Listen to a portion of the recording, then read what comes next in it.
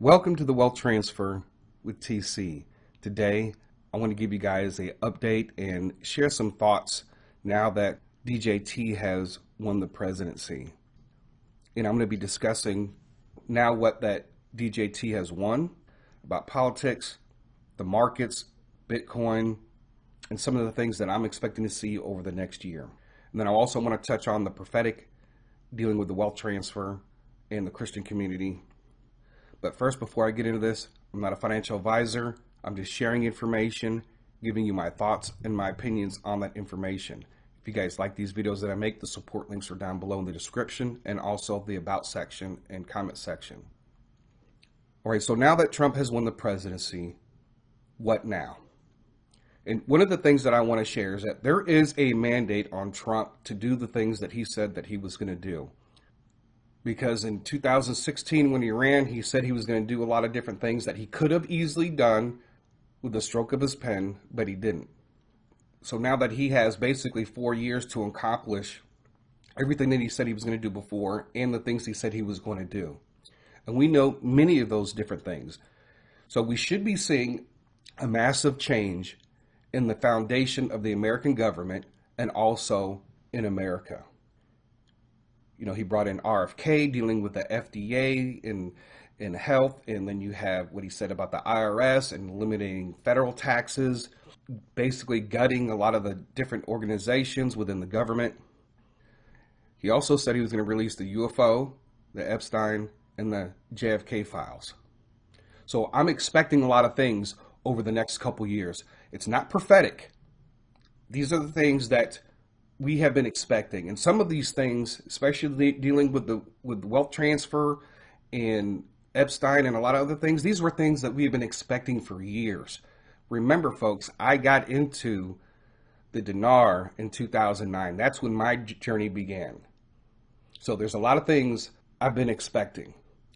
So with this transition of government, you know, one of the things that we should just keep doing is praying, or however God leads you. And people need to understand that there's still 69 million people who voted for Harris. And remember, even though they all probably weren't real, but Biden still had 81 million. The Democrat Party policies, their agenda is ingrained in the school system. It's ingrained in colleges, and it's ingrained in society to the point to where if you're wearing a red hat that has certain letters on it, everybody wants to look at you funny or call you names or want to fight you. There is still a lot of work to be done. And don't expect the world to follow DJT just because he's DJT. Until a lot of these revelations are brought forth that will awaken up some people, it's not going to awaken all of them. And the other thing that I might do a separate video on is this party failed. These elites failed. What I see what's getting ready to happen is that the liberal movement, the Democrats, are going to have to wipe the slate clean and start all over. But that also deals with Hollywood too, because they failed. And when you are working for the enemy and you fail to this magnitude, it's time to wipe it out and start clean. And he'll raise up new people to do his work, just like God does. He'll nearly wipe out his people or put his people in bondage until a new group of people come up and want to do God's will.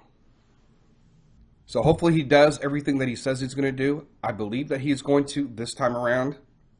And this mandate is important because, folks, if the next 4 years end up like they did in his first presidency, I'm not expecting the Republicans to win in the next race if he doesn't do everything he said he's going to do.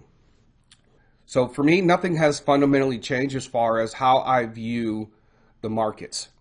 My strategy is still the same. I'm looking for Bitcoin to go to 100,000. The other thing that I'm looking for is either Gary Gensler to step down. If Gary Gensler steps down, it's going to move the crypto markets. If Gary Gensler stays in there until Trump gets in there and he gets fired, the markets are going to move. The markets are going to move regardless, because as we get closer to the presidency, as we get closer to him signing those executive orders, when we get closer to Congress passing these laws, all you're going to see is the markets move up. Now, people are saying, oh, there's going to be a market crash in December because of the Hollyberry Bush and all that stuff. You guys have to remember, Brandon Biggs is 0 for 13 on financial prophecies. So I don't understand why you guys are still even considering his prophecies. He's only guessing. And actually, whoever was president, let's just say if Trump didn't win, right? Regardless of who's in office, there's going to be a market crash. What makes the difference is how they handle the recovery. That's going to be the difference. I'm also expecting, when it comes to commodities, right, to oil and energy, those things are going to take off. The release of resources, the big E, 5.E, and we're already seeing some of that now. When it comes to XRP and Gary Gensler, well, guess what? If Gary Gensler is gone, we know that when Trump takes over, he should take care of the SEC. That's the other government organization. They need to be gutted and their focus needs to change. But I expect the XRP case to be completely dropped. Hopefully day one, if not within at least within 30 days of Trump taking office. All the other altcoins, basically a lot of that is just waiting. It's just waiting for Bitcoin to move. We're waiting for DJT to get into office. And the funny thing is, there was a lot of failed prophecies concerning Bitcoin in the wealth transfer in the beginning of this year. And as I shared with you, the average bull run is 9 months when it comes to Bitcoin, which happens to be in January, the same month that Trump is inaugurated. So I'm expecting the markets to move in 2025. It's not prophecy, right? When it comes to the stock market, I'm expecting the same thing. But folks, the stock market is overvalued. Our debt is running crazy, and we've always been expecting a market crash. We've always been expecting some type of moment where things start all over again. And so also I want to touch on gold. A lot of people think that gold is going to run up, and there's going to be a short squeeze. And a lot of people that are holding on to physical gold are not going to be able to exchange their gold. I'm just going to tell you that right now. I did a whole video on it that I haven't even been able to get out yet. But people are going to be trying to exchange their physical gold, and you're going to miss out because they don't have to buy your gold. If they know it's a short squeeze, they don't have to buy your physical gold. And I'm going to keep sharing this. If currency is going to be gold backed, gold has to be at a stable price. It can't be fluctuating from 3,000 to 5,000 to 10,000 and all the way back down and all that stuff and going back and forth. If you're going to back currency by gold, it has to be stable. So if you're going to invest in gold, you need to look at gold ETFs. Right? I'm not a financial advisor, and I'm not going to tell you which ones you should get into, but that would be the way to go, because during the short squeeze, guess what? When the markets, you can sell off. With the physical gold, you have to find somebody that's willing to buy your gold, and yet they know it's a short squeeze. Regardless if a flash crash happens or many flash crashes happen, when it comes to the big one, I'm expecting it to happen around the time of the market crash. Those are my expectations, but that doesn't mean that it's going to happen. There's going to be a moment when things seem at their worst, and that's when things are going to kick in. But I do believe that crypto will be able to provide many people with wealth in order to do the things they need to do. Now, do I think that we're going to have food shortages? Do I think we're going to go through all those things that were prophesied by many different people? I have no idea. But I think that we still need to prepare for that moment, because things at some point are going to get bad. Maybe they'll get bad before Trump takes over. If I were the elite and I wanted to get rid of DJT to make sure that his voters turn against him, I would try to crash the markets 4 to 6 months after he takes over, and then try to crash things so bad that people will blame him, and then the Republican Party and all the voters that Trump had will lose going into the next election, even though he won't be able to run, but it will be the party platform and more than likely Vance leading the presidency. If they could turn this economy into a depression and make it last for years, they could take everything back in 2028. I don't see that happening, But folks, we are in the last days. And there's a lot of other things that we have to look at when it comes to DJT because he wants to resolve the Middle East crisis. You know, he supports a two-state solution. So what is going to come with that? People don't realize that, well, if I was in that situation as president, and I know that if biblically the two-state solution, when that happens, that's part of, you know, what's going to happen, that takes place in the book of Daniel, in the book of Revelation, and it's going to lead into all that. When it comes to the tribulation period, it's when God wants it to happen. Not the devil. It's when God decides. And let me share what I mean by when it's God's timing, right? When he wants it to happen. In Revelation chapter 12, verse 7 through 9, it says, "And there was a war in heaven, and Michael and his angels fought against the dragon and his angels. And they prevailed not, neither was their place found any more in heaven. And the great dragon was cast out, that old serpent called the devil and Satan, which deceiveth the whole world. He was cast out into the earth, and his angels were cast out with him." So that's what I mean when it is up to God, right? In this war, he probably said it's time, and you're going to know when the dragon is cast out onto the earth. You're going to know when a third of the fallen angels are cast down onto the earth. And let me share this perspective about the war in heaven and the angels. If you remember when Daniel was praying and fasting, and the angel was trying to deliver the message, and he was being withstood by the prince of Persia. And then also the prince of Greece came too as well. And it took the archangel Michael to come and take over this battle so that this angel could deliver this message. Where was the dragon? He wasn't on the earth. He may visit the earth, but you guys will know when the dragon and a third of the angels are on the earth. Because the enemy could have used a lot more fallen angels than just two. And neither was their place found anymore in heaven. So they were all kicked out of this massive universe, cast out into the earth. During that time is going to be one of the craziest times in human history. And so we could be ushering in the building of the third temple. I believe probably maybe closer to the end of DJT's presidency. So I want people to be aware of that situation because Jesus said that the generation of 1948, when Israel becomes a nation again, that generation shall see the coming of Christ, which means that 80 years? 2028. Look at it from this perspective. Anybody who's born in 1948, they shall see the coming of Christ. And most people don't live until 120. I believe anything after 2028 is grace. But all the signs are going to show. And I'm expecting the Ark of the Covenant to be found. I'm expecting other things, other archaeological discoveries to be made, which is going to help push the building of the third temple. They want to build it now without the Ark of the Covenant. If they find it, how do you think the Jews are going to react in Israel? Or maybe they think by building the third temple that the Ark of the Covenant will be revealed, whoever is holding on to it. And the other thing that I do want to get into, a lot of prophecies failed.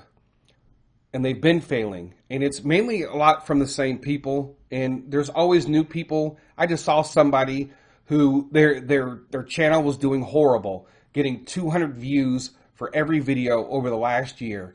But over the last couple months, their first video they did, they had to prophesy about the wealth transfer. And guess what? Now their channel is blowing up, and they're not saying anything new. They're not saying anything different. They're not giving you any clues to anything. They're just talking about it and how close we are to it, and not telling you how to get involved with it. And that's what that has been happening. And this is the thing, folks. People do this with dates. And this particular YouTuber had used dates. So now it's the same thing. It's never going to end. A lot of you guys are just going to keep following these people who keep giving you dates, and you know that is not from God. God does not do that. God does not lie. There's no examples in the Bible that you can tell me that somebody gave a dated prophecy and then it didn't come to pass, and then God said there was a delay. If God gave a prophet a date, it came to pass. And so that is the same thing when it comes to the return of Trump and all that garbage that these people were spitting out. It's the same exact thing. So Bitcoin reached 77,000, but we are expecting over the next few months leading into the summer that Bitcoin will reach well over 100,000 at that point. That is the expectation based off of DJT getting in there and dealing with the SEC and being crypto friendly and dropping the XRP case. And I want to talk about the wealth transfer together. And it's a message that I've been talking about for some time. And I've discussed it in the context of the world, the church, Christians that are in financial bondage, in the financial bondage of Egypt in the system. And we're heading over into the promised land. We're going along this journey and we're learning and following directions to partake in this next wealth transfer. But see, the way that I view this wealth transfer is different from what most people are telling you. Some people are telling you that all this debt is going to be wiped out and everything is going to start all over as far as like all debt.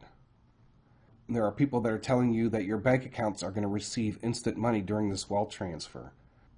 And people are talking about a wealth transfer, but are not talking about how you obtain it. And the way that God showed me throughout history, and we can stick to modern times, that there's always been bull runs. There's always been market crashes and depressions and recessions. And those are all wealth transfers. There's always been crypto winters. And there's always been bear markets. And what God is trying to show his people is to get involved with the markets so that you can get out of financial bondage.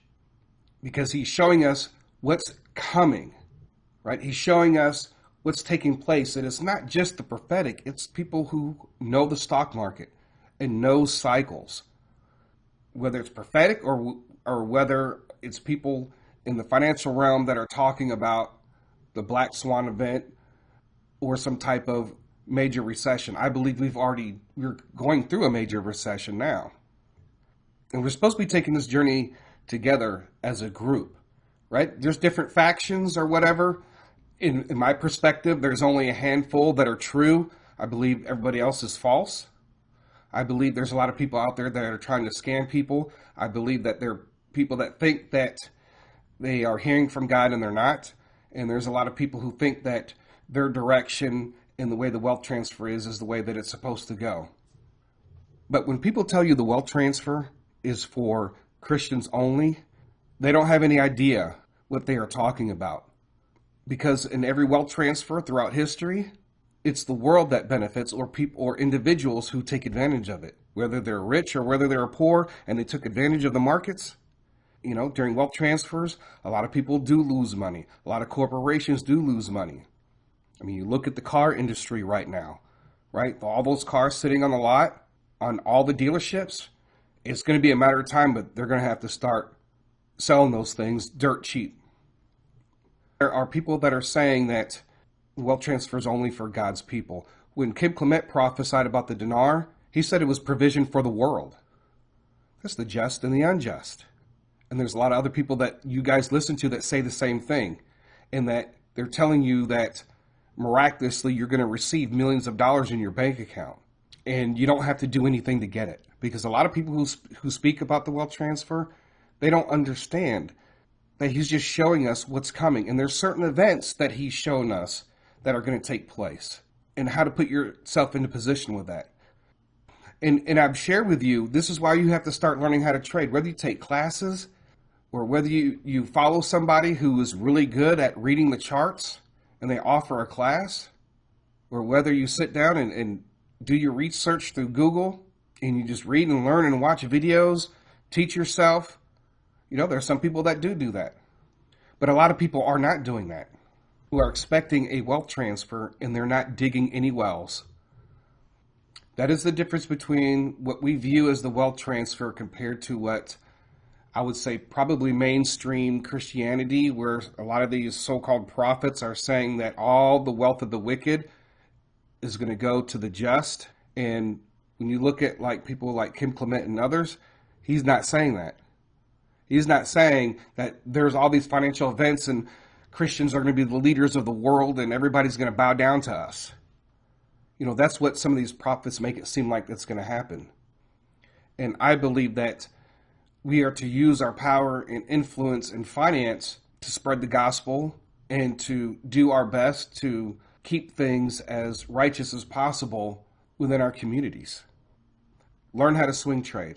I'm not going to sit here and teach you how to swing trade because I'm not an expert. There are people that have been doing it for years. And that's why I've always shared, starting years ago, people need to start learning how to trade. Start learning about the markets, all the different types of markets and how everything works. And that's how I know when there are some prophets that speak and they're speaking about finance, you could tell that when they're prophesying that the prophecy is not going to come true because they don't understand. And a lot of times when I hear people prophesy, because I have learned and not falling for some of the foolishness that's been out there, I'm like, that prophecy is not going to come to pass because they don't have any idea what they're talking about. It's like learning about crypto and rug pulls and scams. And once you identify all the red flags and you get into a project, you know, you start seeing some of those red flags, that gives you the opportunity to pull out. How many people don't learn about the red flags and then they don't pull out and they end up losing everything, right? And that's part of learning and growing. And there's a lot of people who do pump on YouTube. And I'm not talking about within the Christian wealth transfer community. I'm just saying in general. There were so many people that were pumping Bitcoin when it was on its way down, you know, in this last cycle. All right, folks. So that's all that I have for this today. I thank you guys for listening. God bless. TC out.